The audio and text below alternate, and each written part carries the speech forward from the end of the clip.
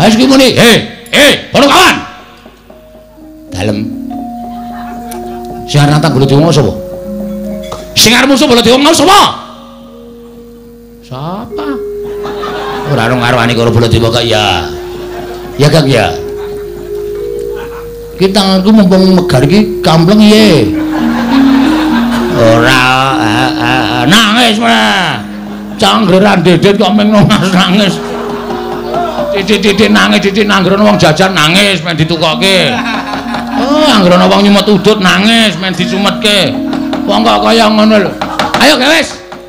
Kula sing nantang. Lho, kowe wani karo Baladewa sing tak wedeni apamu? Ngendi? Pamane ono neter kadetean. Manut. Lapangan voli ya gelem, lapangan basket ya gelem, lapangan bal-balan ya gelem. Teng pundi? Ajeng lo teter kadhe sampeyan pasan boyong Wurantawati. Wurantawati dadi bojone Petruk. Mboten ngene dadi bojone sapa-sapa. Wurantawati dadi bojone Semana Mandrakumara. Sing kandha sapa? Sing kandha aku. Kula ora ngrentukke. Nek ora ngrentukke arep ngopo? Lho, kula ora ngapa-ngapa. Waduh. Aduh. Iki ra dadi iki. Blogegku geku kesatune to. Lip. Mal. Uduk sowan ning Ndarawati iki wigati napa? Mesthine sowan ana negara Ngamarta. Wong nyatane dheweke kuwi abdining para Pandhawa. Lah kok malah padha ting gluduk sowan ning Praja Ndarawati. Nanging Kresna nadan dikaya ngapa si Adi tau tate nampa pangudanging Punakawan. Ora kita mung sedhela, iki uga abdi Ndarawati. Mbok menawa ana panyuwun saka Bagong lan Gareng. Tumuli timbal napa wigatine? Koko Prabu kasinggihan mekaten kasekecakno ingkang langkung prayogi. Ya Kresna. Pun Kakang bakal midhangetake ngeten lho. Apa wigatine para Punakawan sowan Praja Ndarawati? Punakawan Bagong sawise satata padha kanthi harja sak praptamu Punakawan Bagong nonamit pasang kaliman tabe tinebena ing ladune Demawahing tawang towang sinuwun kemareng kula ngaturaken sembah sumengkeming pangabekti kula kunjuk sandha pepoda paduka Gusti kula ingkang sinuwun Sang Prabu Sri Bathara Kresna. Iya Bagong ndak tampa. Ora liwat pangestuku tampan ana. Kula pundi nggo jimat paripen dayanana ing kasantosan. Prayoga nunggonmu lungguh. Nun inggih sanget anggen kawula ndadosaken jimat. Kok ora Gareng ingkang eneng ngarep. Antaraning kowe karo Gareng kuwi tuwa Gareng mestine ing munjuk atur luwih becik lamun ingkang sepuh. Gareng niku nembe kening penyakit gejala bisu. Lho, Gareng kuwi nggih nek omong klerak-kleru, nek omong kecethat-kecethet mengke ndak malah ngleling semi. Niki sedalam rangka terapi supaya mari cangkeme. Mbok sik apik to, Gong. Urung-urung kowe kok sak tembung-tembung kok nglarake ati. Lah gene iso guneman apik. Nggih, niki nek apik guneman mung pisan pindho, mengke nek kesuwen gagap. Ha cilaka nek nganti gagap, wah ngisen-isen ke mula kula mawon sing matur. Iya wis ora dadi ngopo. Kowe karo Gareng padha wae. Sami mawon. Sami-sami abdi negara Ngamarta lan abdi pengen. Sinuwun Prabu Sri Bathara Kresna. Iya Bagong. Nun nggih. Sapa iki? Kok kaya wong kepenyak cengele. Bagong kowe padha raja sak praptamu Bagong. Wah, Penemban Durna. Oh iya. Lho. Sampean salah alamat. Lho, salah alamat piye? Kudune nek Durna metu niku jejere Ngastina. Niki Ndarawati kok sampean melu teng mriki. Oh, aja kleru penampa Bagong. Aku sowan nang Praja Ndarawati ana wigati bakal tak aturake marang anak Prabu Sri Bathara Kresna. Oh, mekaten. Iya. Slamet tekamu, wilujeng lering sambikala. Bekti kula kunjuk Penemban. Oh iya tak tampa. Pangestuku tampan ana. Kula pundi nggo jimat paripen dayanana ing kasantosan. Gareng kowe padha raja sak praptamu, pangestunipun Penemban Durna wilujeng niring sambikala. Ngandel ora. Kesuwen mesti gagap. tampa gawe pangestuku tampan ana. Kula pundi nggo jimat paripik. Dayanono. Raos sing batos kuku kula penemban.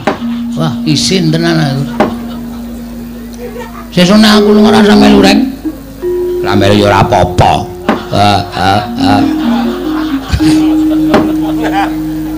Bagong Bodorarjo sapraptamu.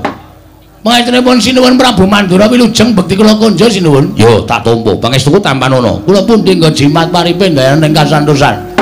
Garing Bodorarjo sapraptamu. Pangestripun sinuwun Prabu Mandura wilujeng. Nering sambi kula kepareng kula ngaturaken semut cengelmu kuwi. Sembah pangabekti kula kunjuk. Yo tak tampa. Yo ditambake garing. Nggih. Kuwi ana kawan wigati. Nek wanci gegojekan, mengko nek kowe kaya ngono kuwi omongane ndak ora cetha ditampa dening para pamirsa. Nggih ngestaken dawuh. Ampun kuatis mengki kula bakal panu cengelmu pados tamba. Bagong Bodorarjo sapraptamu. Panjenenganipun Ndara Sencaki wilujeng bekti kula kunjuk. Yo, prayogakno Bagong. Nun inggih. Garing Bodorarjo wilujeng Ndara Sencaki. Sik, sareh sik, dileti rada-rada bekti kula kunjuk. Nah, ngono. Aja langsungan ndak gagap. Yo garing prayogakno. Nun inggih sendika. Rada-rada ngono kok ndak gagap. Pono kawan Bagong Bodorarjo sapraptamu. Pate Udawa wilujeng Ndara Pate. Bekti kula kunjung nggih Ndara Pate. Ya Bagong, pangestuku tampan ana. Kula pundi nggo jimat paripin dayana ing kasantosan. Garing slamet tekamu. Pangestripun Ndara Pate wilujeng. Suwi ora dolan ning Widara Kandhang. Wong ke wis sawetara wektu kula mboten dolan teng Widara Kandhang. Kaya kenapa to? Kenapa dengkulmu melancah kowe? Ora ngece ta, Gang? Garing sing nrimo atine Bagong aja sok nglarani karo kakange. Pangestunipun badhe. Bagong, dalem ana wigati apa sowan? Apa diutus dening bapakmu? Apa diutus dening Pandhawa? Apa pancen saka karepmu dhewe? Sampun dipun keparengaken matur sinuwun. Iya wis tak keparengake. Matur sembah nuwun. Nek wonten lepat atur kula Diagung Pangaksami kepareng ngaturaken lebah Siti Sekul. Kleru kok mempeng. Apa ora biasane tebah kok lebah. Lebah ngentuh bathukmu ki apa? Ya ora nesu. Aku kan wis sama. Ora sama. Sesuk tak setrikake cangkeme. Nangis meneh. Anggerane kok tebas Siti Sekul binung teling ron kelapa. Apuren ta mbok bilih wonten lepat kula nggih kula munjat kersa Paduka Sanata Prabu Sri Bathara Kresna. Jernyatanipun kula menika namung kawula alit. Jernyatanipun kula menika namung piantun ngandhap papanipun. Iya. Mila kiranging tata krami, kiranging unggah-ungguh kula nyuwun sumenturing Samudra Pangaksami. Dheweke iki ora petha matur kok unek-unekke kakangne. Sapa sing ngrenengi? Baladewa dunekke sapa ngrenengi? Iya Bagong ora dadi ngopo. Mura gage matura, apa saka karepmu dhewe? Mboten. Apa diutus para Pandhawa? Mboten. Apa diutus bapakmu? Mboten. Lah terus diutus sapa? Mboten. Diutus sapa? Ngapunten kula niku ngantuk e. Ora kena ngantuk. Diampet Bagong. Mekaten inggih. Mboten diutus bapak, mboten diutus para Pandhawa, mboten diutus Ndara Janaka, mboten diutus sapa meneh ya? Para Pandhawa. Nanging sowan kula menika diutus dening Kang Mas kula. Kang Masku sapa? Kang Mas kula inggih menika Kakak Petruk. Kakak Petruk iki sapa? Petruk kantong bolong. Mung ditambahi kakake kok bingung. Petruk kantong bolong. Sinuwun ngaturaken duta penglawung sinuwun. duta kongkonan pengawung Rajapati. Sapa tekaning pati? Weh, mboten, Ding. Basa sastra angel tenan. Ngaturaken gedrawasan. Bilih sampun wonten tigang candra menika, Petruk menika sakit sinuwun. Kosike. Urung-urung iki dramane kosike aja kesusu. Petruk menika sakit. Lho. Petruk lara, mekaten sinuwun. Lho, larane apa? Kula piyambak mboten mangertos. Koko Prabu. Nggih. Petruk sakit. Lho, Petruk lara, Agong. Nggih sinuwun. Lara apa? Lah kok dadi kowe adine, gareng kakane ora mresake karo Petruk iki piye? Goleke tombo, kowe dulurmu. Kok malah do meneng kowe iki? Wah, wis. Iki ngopo ya? Wong lagi dilapori kok wis nesu lho. Lho, aku ki ora nesu. Ning aku ki tresno karo Petruk. Petruk ki ora ketang sithik tau tate ngundang Baladewa. Ning nganti Petruk lara, kowe ora wadul karo sapa-sapa, ora matur karo sapa-sapa. Kudune kowe matur karo para Pandhawa. Ora kok matur ning Dwarawati. Sik to, niki mboten perkara kula niku njaluk sumbangan nggo nambahke Petruk mboten. Ning niki niku wonten perkara sing ajeng kula aturke sinuwun Prabu Sri Bathara Kresna. Sampeyan kendel sik. Meneng sik cara. Hah? Wong-wong guys gawe tratapan.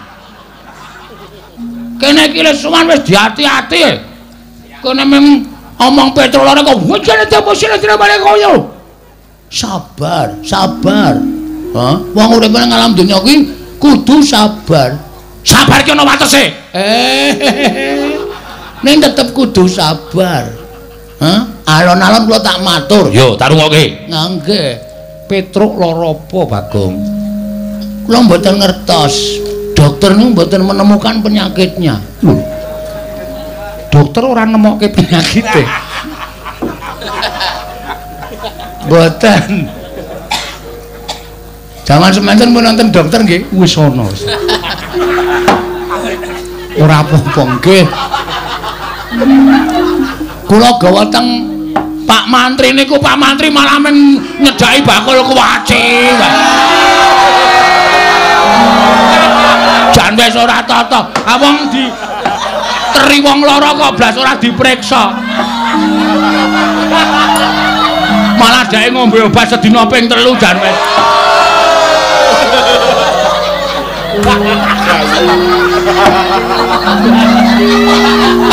Ora wae. Iki tenanan mau lah. Serius niki. Iya. Mangkelake kok senengane. Lah terus sapa sing goleki penyakite utawa lelarane Petruk? Nalika semanten kula pun matur ta niku kula presake teng dukun nggih, dukun niku pun diteropong nggih. Napa jenenge niku? Semprong diobong terus ditonton ngangge semprong niku jarene mboten wonten penyakite. Kula Petruk niku biasane nek kumat-kumatan niku nganu vertikal. Apa penyakit sing sirahe mubeng? Vertigo kok vertikal. Vertigo niku nggih mboten Petruk ya waras. Di tes air kencingnya niku ya ora ana penyakit napa-napa. Terus diperiksa diadiane niku nggih ambegane normal, jantunge nggih sehat. Apa jenenge? Paru-paru nggih apik. Monggo Petruk rokoke ra bantre ra jamak-jamak tok. Kula kan ngerem ngene kampas entek. Pancen kula ngajar Petruk niku. Trombole ngrokok iki direm kampas entek ego wis ben blong ya men ngono. Paru-parune ya apik. Terus pengeluaran ya apik. Pokoke kabeh normal. Terus kula niku bingung lha kowe jane lara apa ta, Tru? Lara kok mangane biasane sedina ping 3 kok sakniki ping 5. Lho, mangane malah akeh. Awake saya lemu nika. Kok lara? Ning pancen awake panas. Nek kula demek ngangge telapak tangan niku kira-kira ya 58 derajat. Kuwi panas banget lho, Bang. Enggak. Wong kula bathuke kula nggih goreng tempe barang.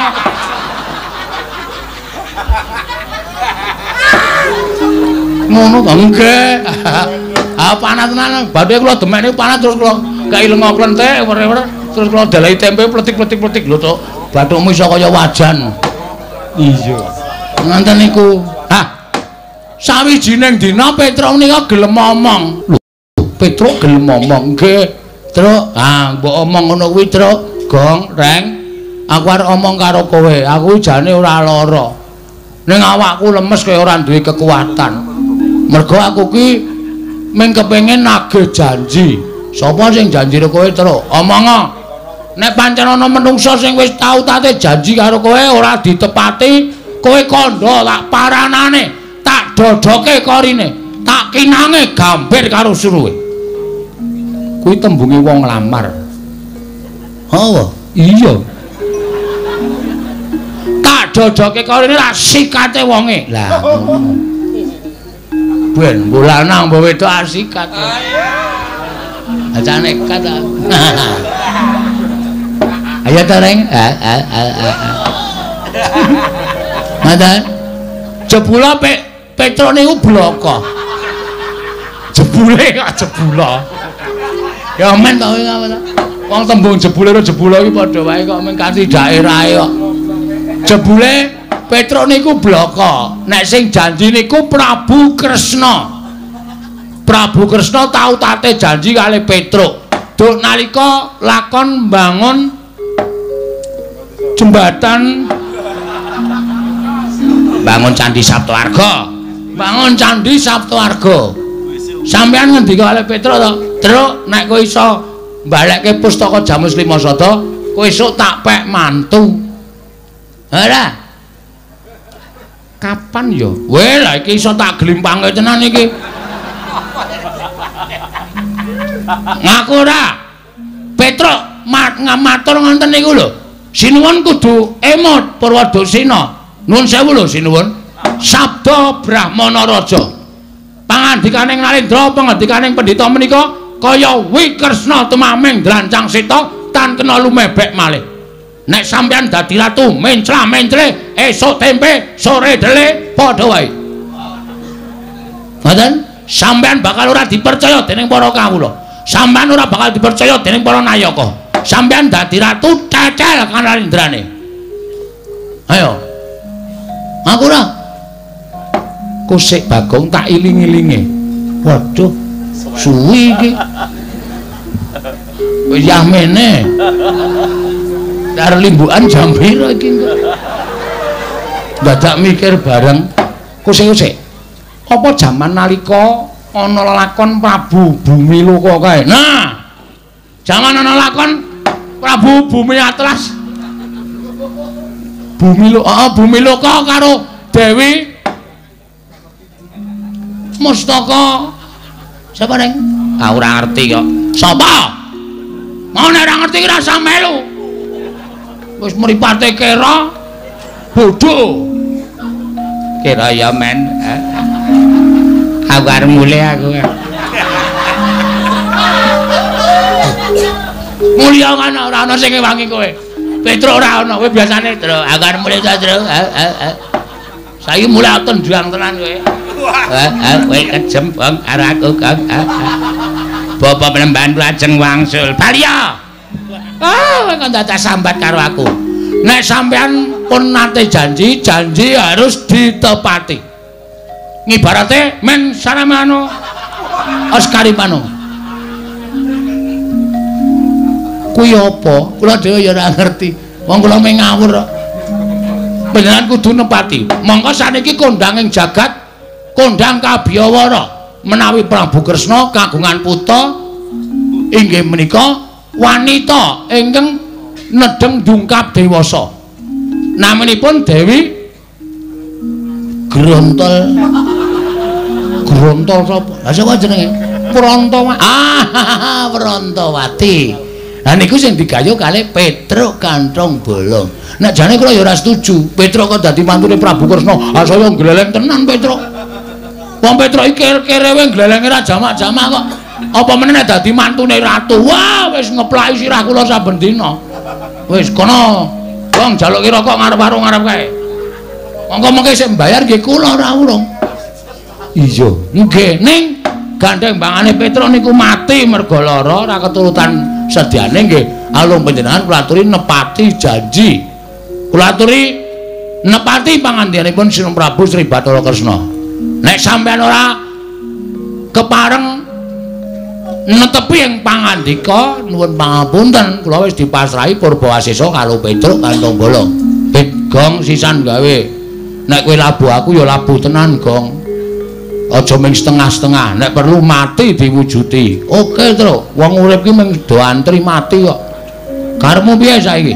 Nek Prabu Kresna ngoncati le janji, ora ngaku tau tate janji, amuken negara Ndarawati. Oh, siap. Mula nek sampean ora ngakoni nautate sumpah kali Petruk, dinten mangke kula aturi sedya jagang sing jero, beteng sing kandel. Ndarawati kula buyuki bathange gareng. Aku ngapa ta, Gang?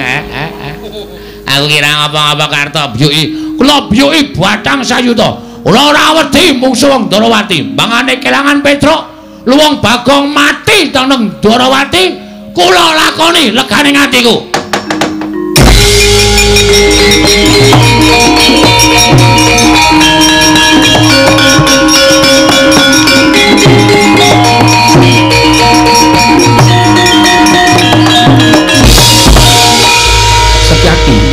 Balat.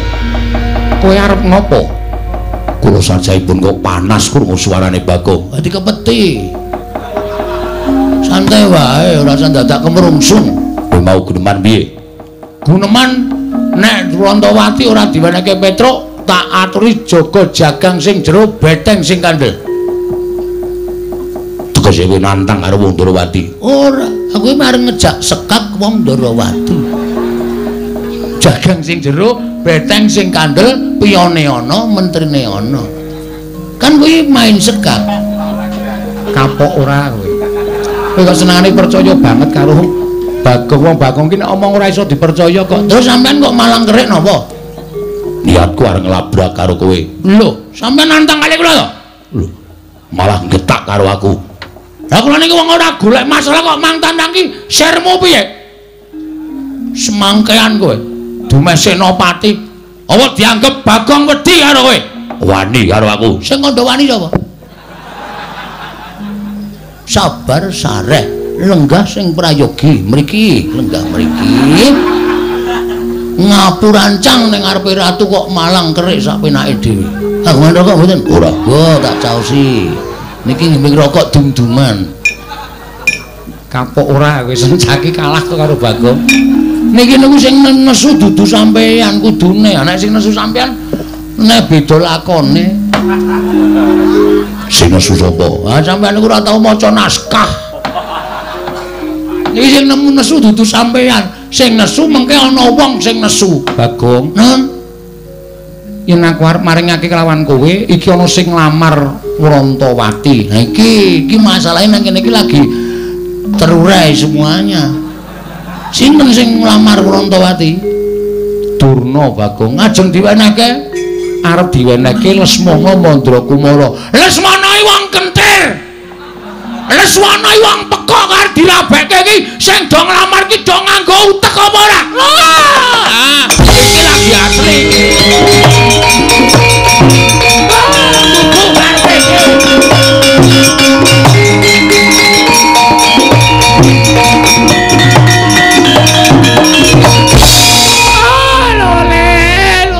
Walu gimbal manyar-manyar.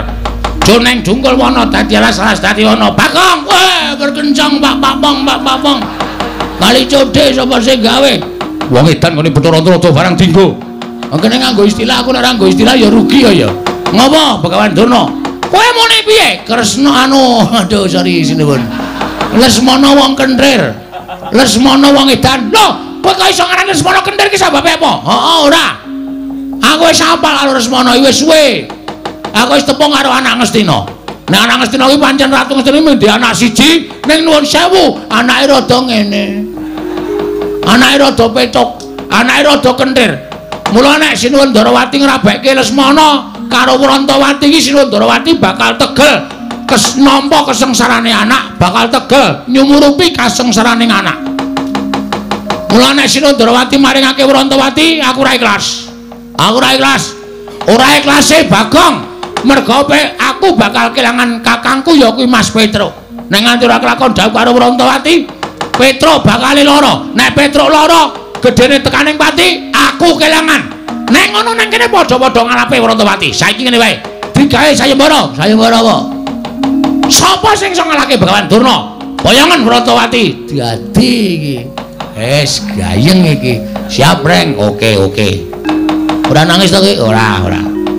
Aku mungsuh Durna, kowe mungsuh Baladewa.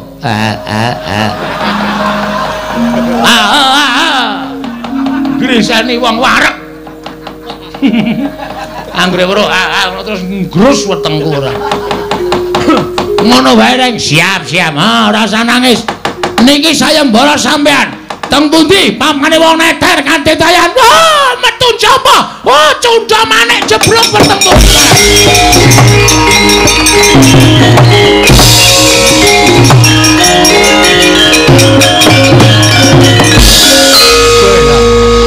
Iki kok ora nesu iki.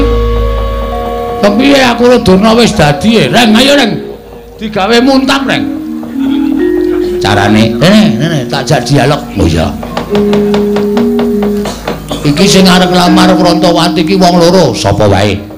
Durna karo Prabu Baladewa. Lho, Durna karo Prabu Baladewa.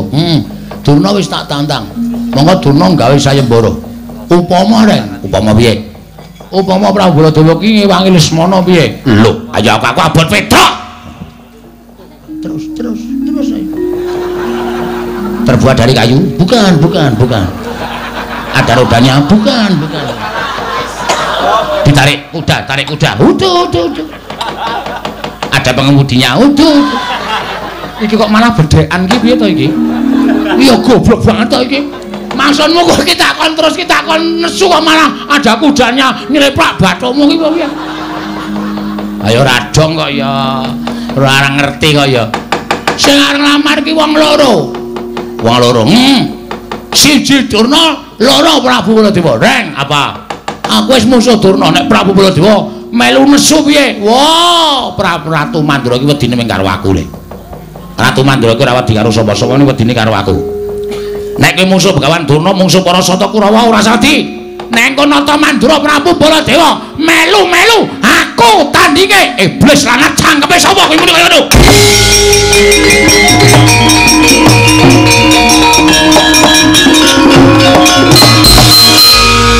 Sapa sing nantang Baladewa sapa? Sapa sing nantang Baladewa sapa? Diar kowe. Semengane gawe masalah ora. Ayo, Reng. Kowe wis tak gaweke dalan, kowe wis sumbar ayo.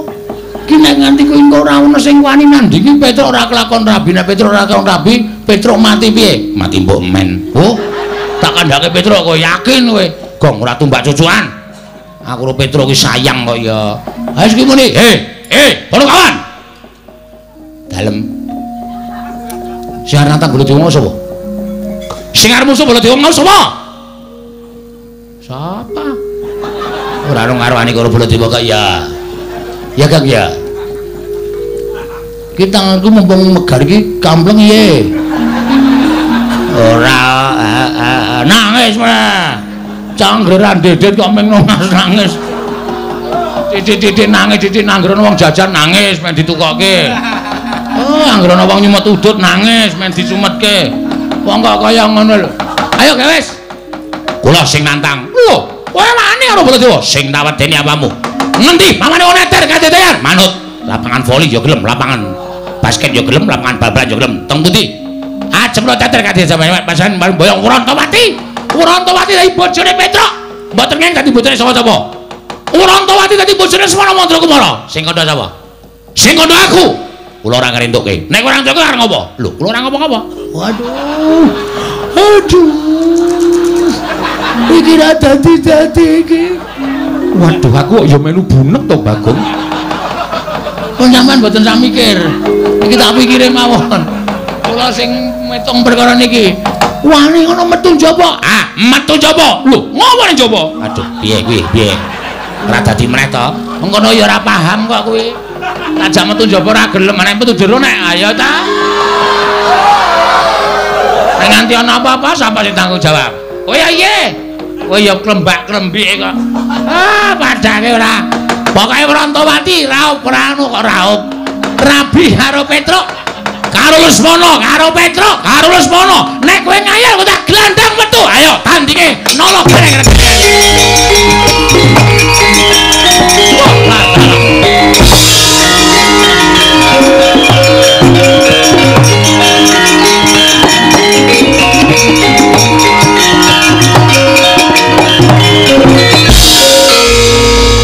Lah iki piye wong nantang kok ora dirampung wis padha mlayu metu kok malah do tetenguk. Ya alon-alon metu kok dipeksa.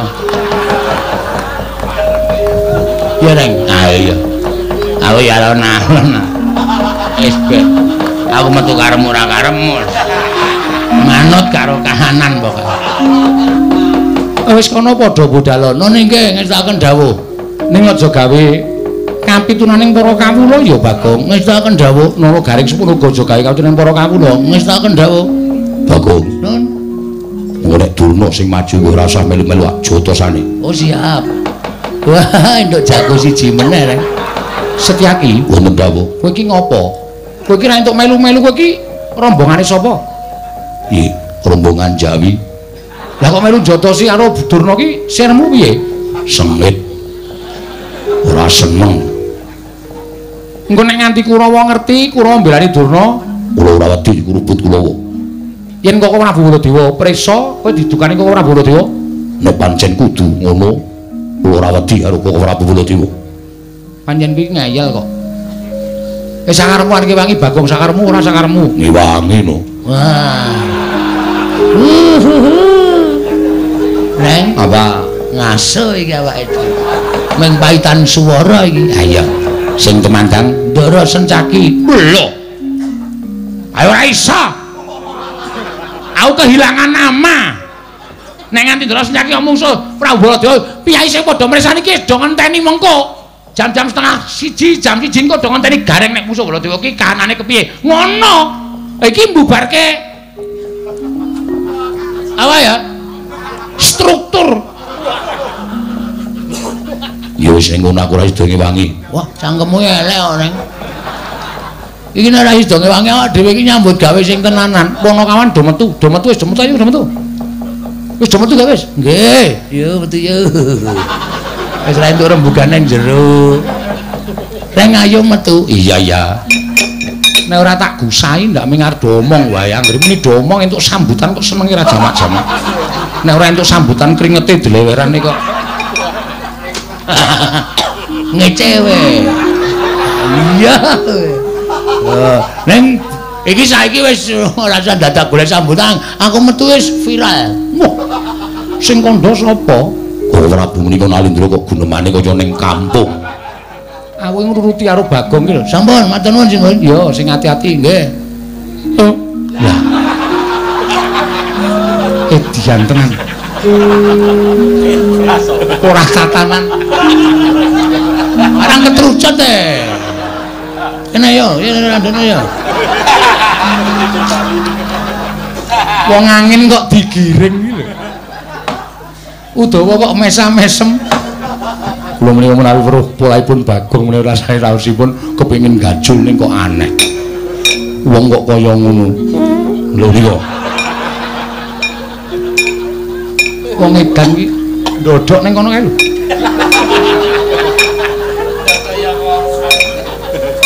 Setyaki wonten timbalan. Budana kang padha seba ingsun kundur ngedaton mriki ngestaken dawuh. Sayeptine ingsun lagi bingung perkawis. Udawa tulung kae tendangan kono lunga kae.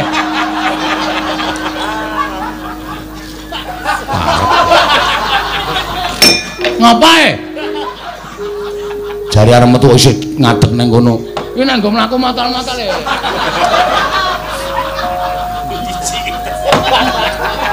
Budana kang padha seba. Nggih, ngestaken dawuh. Wonten ana paduka kula wau paring dawuh. Biri Paduka sajaipun mendeng Sunggawa pusaka Ndarawati oncat. Pusaka Ndarawati oncat. Iya. Senjata cakra ilang saka padokaning pusaka.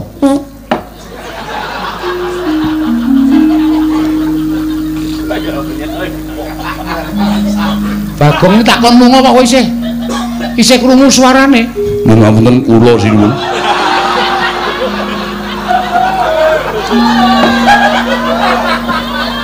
Udawa. Nggih. Nun ngapunten budal kang padha seba isun kundur kedaton mok nulistaken dawuh. Nyun pamit madal pasilan sing ati-ati aja kaya bocah cilik. Purna gati ning panangkilan sang Lotarsa kundur kedaton. Jog saking damar kira kinapit gambaran gading kadhewanken sanggaring Purban Cedi manggung ketanggung Joko Paloro ing sami ngampil patraning Prabon kawis tinggal saking Mandura tindak nyosri Naranata lamun kapinon saking Mandura kaya tansah katon ubayaning marga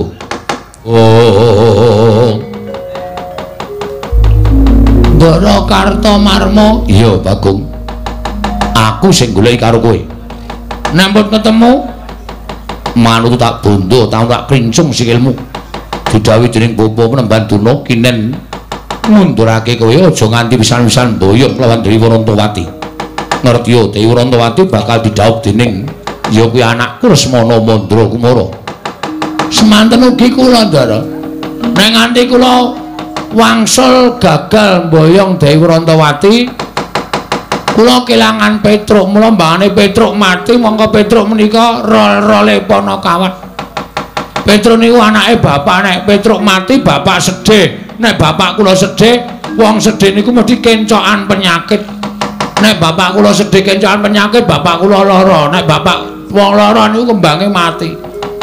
Petruk mati, bapak sedih, lara, mati. Wah, ya iso tumpes kelor. Mula mbangane Petruk mati luwung kula mawon sing kudu iso budidaya ngalahke Kurawa. Lho. Wani karo Kartomarma. Sing tak wedeni apamu? Wani aja lingkuh ning ngisor. Ayo ngadeg padha karo Kartomarma. Nandhake yen pancen kowe sewani karo Kartomarma. Kula teng ngisor mawon. Sebab ya apa? Wis kula seneng teng ngisor. Pun kula teng mriki mawon. Wangkal karo Kartomarma candhak. Siramu tak jebleske lemah. Pecah dadi loro. Weh, wonge akeh kok mung dadi loro. Deke pirang-pirang men adil. Wah, kowe iki geneman cara apa? Cara wong. Kene marganing patimu pangga tak ayoni Ndara Kartomarma.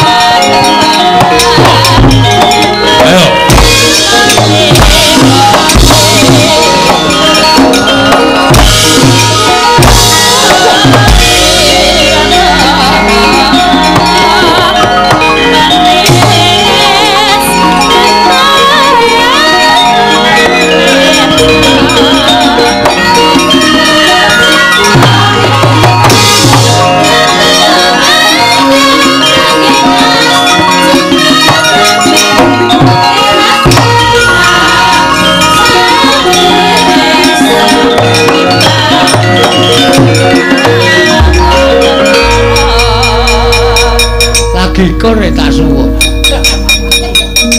Mula aja ngawur. Lah ngawur piye wong kadane suasanane kudu suwuk kok dadak ngenteni.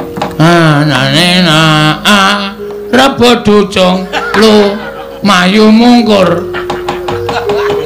Bagong kowe tak tulungi. Nggih, matur sembah nuwun nggih, Den. Bodho-bodho. Kok sampean peduli kali kula? Sing sae niku sampeyan peduli kali bencana mboten kali kula.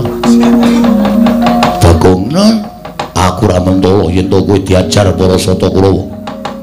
Iki mau kowe dikapake karo Kartomarma. Rek kae nggih kaya arwani ning jebana pancen kula niki wong kalahan.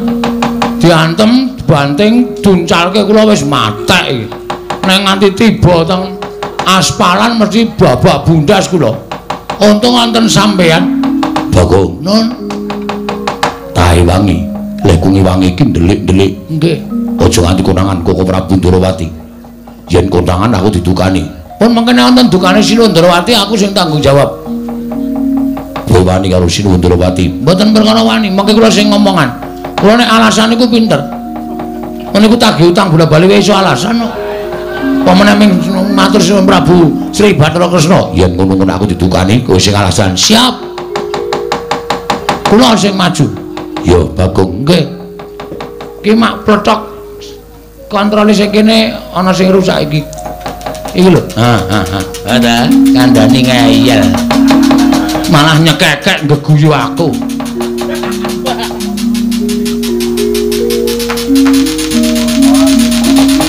Yo. Pun tindak mriko. Yo, Bagong.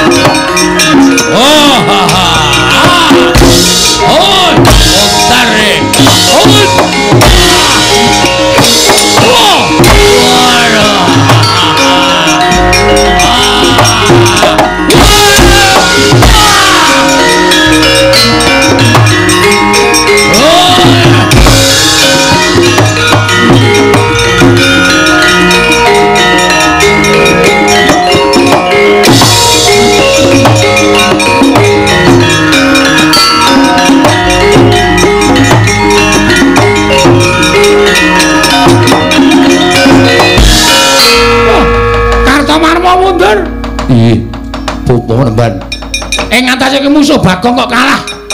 Kowe iki derajate kadang nata lha kok dadi musuh Bagong kalah ki piye? Mboten Bagong yang majeng. Lho sapa? Setyaki. Setyaki? Iya, kasinggihan. Setyaki ngamuk punggung. Sajaipun Setyaki mboten mentala nyumurupi Bagong dipun kroyok dening para sata Kurawa. Tumunten piyambakipun tumandang karya Kurawa bubar mawut mboten kanten-kantenan. Lah kok dadi Setyaki melu-melu ngewang karo Bagong iki piye? Wong Darawati iki ngerti adil apa ora? Padha-padha mboyong Dewi Wrantawati aku Setyaki ngewang karo si Bagong iki karepe kepiye? Kula semanggaken Bapak Panembahan. Kula semanggaken. Nyatanipun Setyaki ingkang ngamuk. Surtayu? Nggih. Kaya diamuk Setyaki. Sami mawon kaliyan pun Kartowarma. Kula dipun amuk kaliyan pun Setyaki. Kula semanggaken.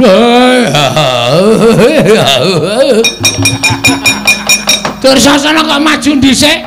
Ha iki lekae ya mendang paripurna. Ndang rampung lho iso ngrangket Bagong jebulane. Bagong diwangi Setyaki.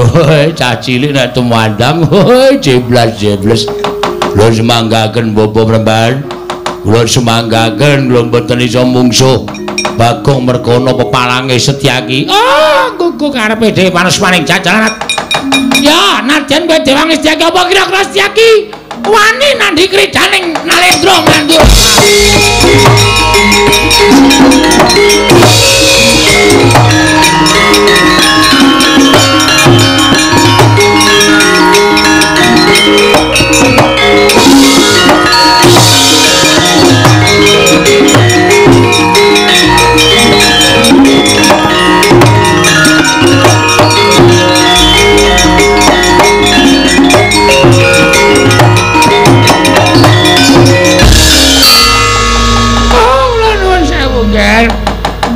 Sowan anak Prabu. Oh, dulu. Inggih. Sampeyan kok mundur niku pripun? Oh, inggih kula ingkang badhe muncatus patung anak Prabu Baladewa. Jebul pinanggipun tiyang Darawati mriya mboten adil. Lho, mboten adil kados pundi? Nyatanipun Kurawa majeng badhe nyepeng dhateng pun Bagong. Bubar sanganing para sata Kurawa bubar mawut. Nungsung puyang numbuk bentus. Mboten wonten kaliyan Bagong. Lho, ing atase Kurawa kok kalah karo Bagong ini lho. Werdine priye niku? Jalanane napa? Oh, kula nyuwun pangapunten. Nuwun sewu, nggih, nuwun sewu. Ingkang perang mriku sanes Bagong. Lho, sing perang dudu Bagong lho sapa sing perang? Ingkang perang mriku Setyaki. Bagong dipun rencangi Setyaki. Lho. Dewi Prabu Darawati ora elek-elek karo Setyaki. Jenenge wong Darawati ora adil. Setyaki kaya Bagong yen ngono Baladewa ngewangi sapa kula.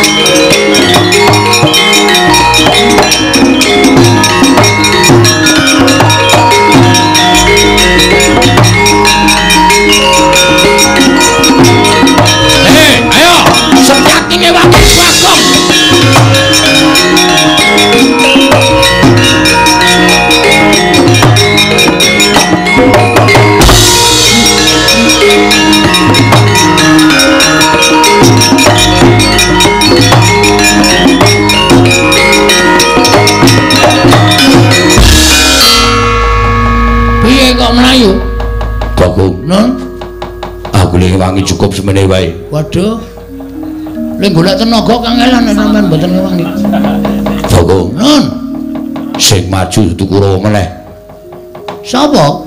Prabu Mandura mongko nggawa Kyai Nenggala sumbar-sumbar yen Setyaki ngewangi Bagong Prabu Mandura ngewangi Kurawa saiki wis maju ning Pabaratan nggawa Kyai Nenggala. Sampeyan wedi? Ora wedi, ning aku wedi yen ditukani kok Prabu Darawati. Aku engko sing ngomong. Tenang to. Iki ana MC-ne. Rasa kuwatir, aku engko sing ngomong Prabu Kresna. Nek Prabu Kresna pancen arep nyalahke karo sampean. Sampean bener. Sampean niku mbelani kalih kula. Kula wong ringkih, kula wong cilik, kula wong bodho, kula ming kawula. nek kula ajeng dikeroyok Kurawa sampeyan duwe rasa mbelani niku tukul saka jiwa kasatria sampeyan. Iya, nggih. Ora usah wedi. Mungsuh Nenggala wedi.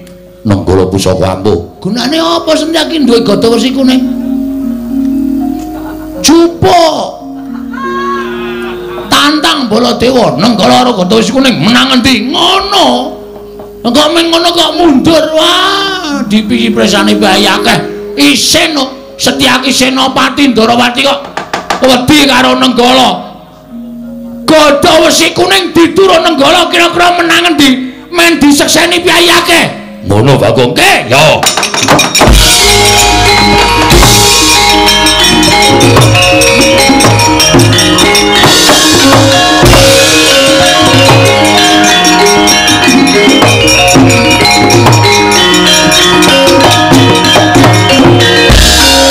Wis gayeng iki.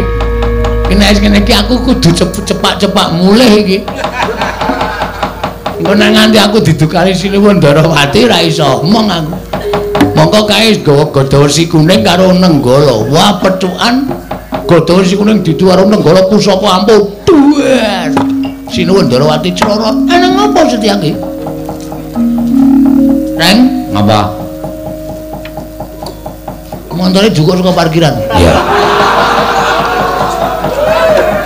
Ayo mulai. Kayak iki selah-selane angel.